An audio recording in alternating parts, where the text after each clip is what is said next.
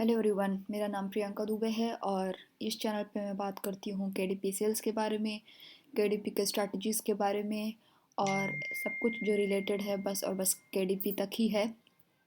तो let's get started. आज मैं बात करने वाली हूँ कैटेगरीज़ के बारे में कि हमारा बुक कैसे कैटेगरीज़ में लाई करता है और इसका पूरा प्रोसेस क्या होता है। पहली चीज़ कि अमेज़ॉन जो है बस दो कैटेगरी चूज़ करने को देता है, जैसा कि आप मेरे स्क्रीन पे देख पा रहे हैं कि choose up to 2 browse category. लेकिन मैं इस वीडियो में आपको बताऊंगी कि आप 10 कैटेगरी कैसे यूज़ कर सकते हैं। 10 कैटेगरी में से दो तो यहाँ पे केडीपी खुद ही चूज़ करने दे रहा है आपको, बाकी के 8 हम केडीपी को ईमेल करके और अपने कैटेगरीज जो हैं वो ऐड करवाते हैं। ठीक है, तो ये चीज़ मैं बहुत क्लियर करना चाहती थी यहीं पे। ठीक है, पहली चीज़ की कैटेगरीज होते क्या हैं। कैटेगरीज होते हैं कि किस क्लासिफिकेशन में आपका बुक बिलोंग करता है।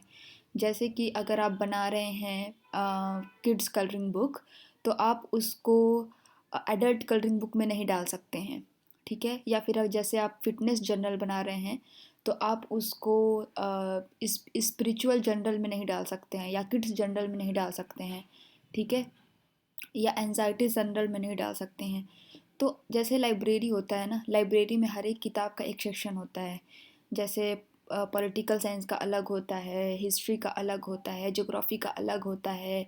वैसे ही हम कैटेगरीज को भी स्पेसिफाई करते हैं कि अगर हम बुक बना रहे हैं, आप ocean ocean animals colouring book, तो अब हम उसमें रोड के बारे में नहीं लिख सकते हैं क्योंकि ये इरिलेवेंट है और केडीपी इसको बर्दाश्त नहीं करता है। ठीक है, तो ये तो हो गई केडीपी की बात, केडीपी कैटेगरी की बात। अब हम इसको चूज़ कैसे करते हैं। सबसे पहले, आगे बढ़ने से पहले मैं आपको बोलना चाहूँगी कि आप अपने ब्राउज़र में ये एक्सटेंशन जो है DS अमेज़ॉन क्विक व्यू, इसको जाके इंस्टॉल कर लीजिए क्योंकि ये बहुत हेल्प करता है हमको कैटेगरीज़ को देखने में। ठीक है, आप इंस्टॉल कर पॉज कर लीजिए वीडियो और जाके इंस्टॉल कर लिए। ये मैं प्रमोट नहीं कर रही हूँ और ना मुझे इसके कोई पैसे मिल रहे हैं, मैं बस आपको यही बता रही हूँ जो मैं यूज़ करती हूँ। ठीक है, तो आप इसको जाके पहले इंस्टॉल कर लिए। अब मैं आपको बताती हूँ कैसे ये काम करता है। जैसे आप जैसे आप amazon.com पे जाते हैं और जैसे ही आप फॉर एग्ज़ाम्पल मुझे किड्स कलरिंग बुक लेना है, अब इसमें जैसे कि मैं कोई भी बुक का कैटेगरी देखना चाहती हूँ। ठीक है, तो आप क्या करेंगे, ये इंस्टॉल करने के बाद आप किसी भी किताब के ऊपर अपना कर्सर रखेंगे तो उसके बाद आपको सारी डिटेल्स दिखने लग जाएंगे।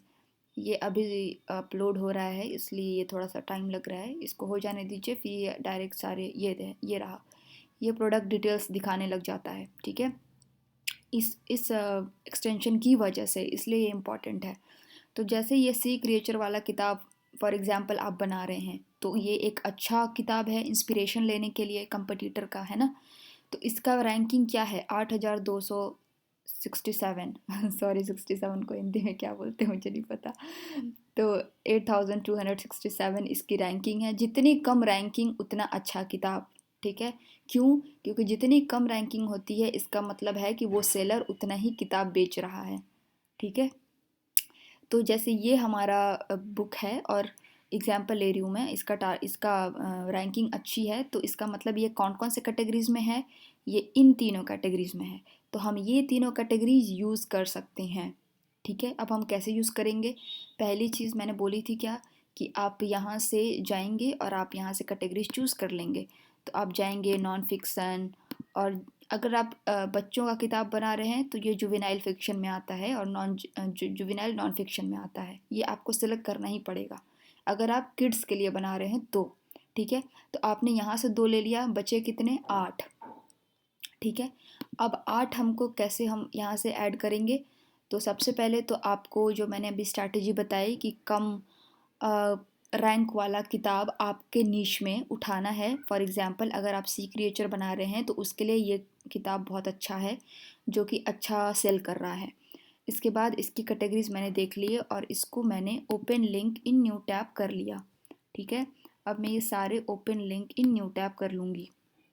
क्यों? क्योंकि ये बहुत अच्छे कैटेगरीज में है। इसको करने के बाद अब मैं इसका पाथ लिखूंगी। पाथ कैसे लिखते हैं मैं अभी जस्ट बता रही हूँ आपको।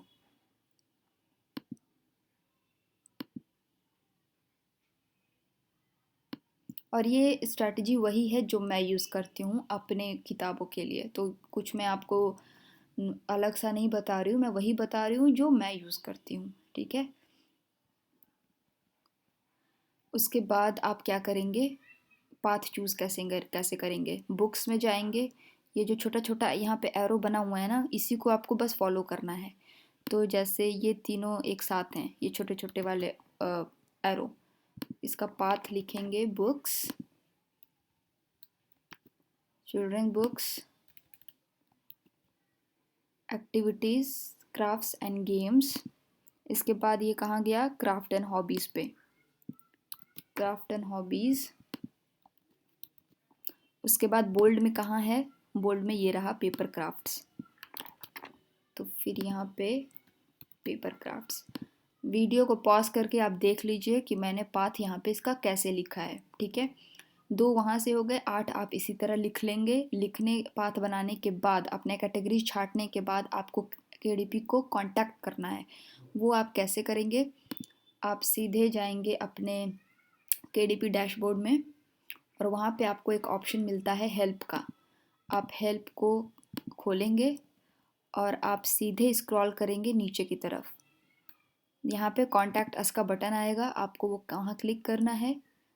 और उसके बाद आपको यहाँ पे Amazon store and product detail page आएगा।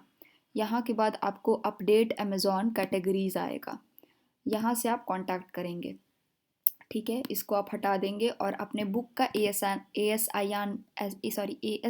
नंबर जो हमको बुक में मिलता है वो यहाँ पर लिखेंगे।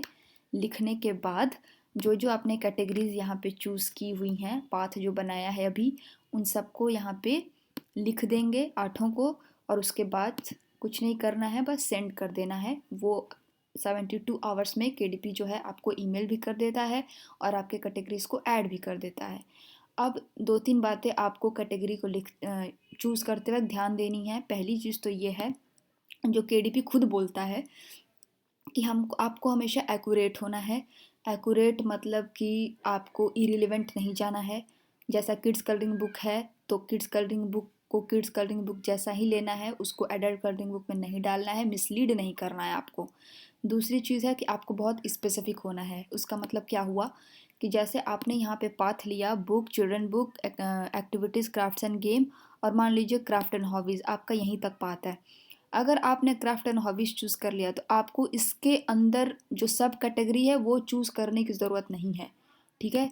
देखिए यहाँ पे भी लिखा हुआ है कि अगर आपने चूज़ किया है फिक्शन, फैंटेसी, हिस्टोरिकल कैटेगरी अगर आपने चूज़ किया है तो इसका मतलब जो हिस्ट्रिकल है वो आपका जनरल कैटेगरी हो गया, और अब इसके सब कैटेगरी को आपको चूज़ करने की ज़रूरत नहीं है, ठीक है। यही इसने बोला इन दोनों चीज़ों में, तो ये चीज़ें आपको ध्यान रखनी है। तो ये तो हो गया बात जब जो मैं मैनुअली करती हूँ, मतलब एक एक बुक में अपने नीश में जाकर देखती हूँ मैं कि किसकी कैटेगरी कौन अच्छा, पहले तो बात की कौन अच्छा बेच रहा है और उसकी कैटेगरीज क्या क्या हैं। क्योंकि कैटेगरी के लिए ही लोग आपस में लड़ते हैं, क्योंकि जितना कम कैटेगरी उतना अच्छा रैंक होगा, उतना अच्छा रैंक होगा मतलब उतना अच्छा बिकेगा, है ना। तो इसी के लिए यहाँ पे लड़ाई हो रही है सभी लोगों के बीच। तो आपको यही मेथड यूज़ करना है जब आप अपने कैटेगरीज को उठाते हैं। तो ये हो गई मैनुअल बात, ठीक है। अब दूसरी चीज़ हो गई जो कि आप टूल के सहायता से कर सकते हैं। ये book bolt KDP category tool है, इसका लिंक मैंने डिस्क्रिप्शन में दिया हुआ है, आप जाके वहाँ से कर सकते हैं।